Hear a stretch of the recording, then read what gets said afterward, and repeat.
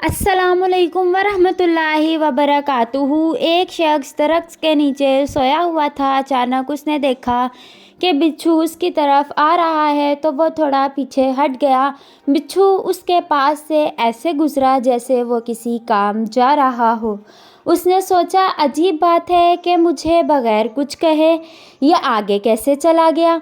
उसने बिच्छू का पीछा करना शुरू कर दिया। आगे गया तो दरिया आ गया। बिच्छू किनारे के आगे उसे खड़ा था, जैसे किसी कश्ती का इंतज़ार कर रहा हो। थोड़ी देर बाद एक पानी में तैरता हुआ पत्ता आया और उसके पास आकर रुक गया। बिच्छू उस पर सवार हुआ और पत्ता आगे चल पड़ा। उस शख्स ने छलांग लगाई और उस बिच्छू के पीछे पीछे तैरने लगा।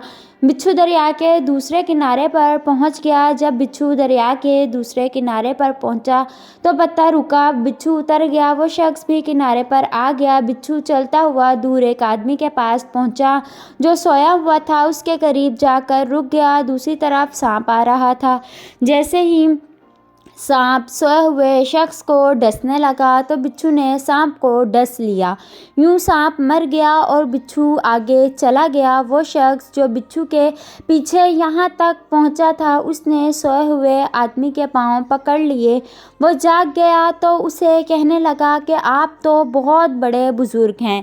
उसने पूछा, क्यों, क्या हुआ? फिर उसने उसे सारा वाक़या सुनाया। वाक़या सुनने के बाद उसने कहा, भाई मैं तो यहूदी हूँ। उस शख्स ने यहूदी को छोड़ा और सर सजदे में रख दिया और कहने लगा, ऐ मेरे मालिक, तू एक बंदे को बचाने के लिए इतना बड़ा कारखाना चलाता है। हासिल कलाम, अगर हमारी आँखें खोल दी जाएं, अल्लाह हमारे साथ क्या मामलात कर रहा है और कहाँ कहाँ से हमारी मदद कर रहा है, तो हम कभी सर सजदे से भी ना उठाएं। ऐ बंदे, तू क्यों परेशान है?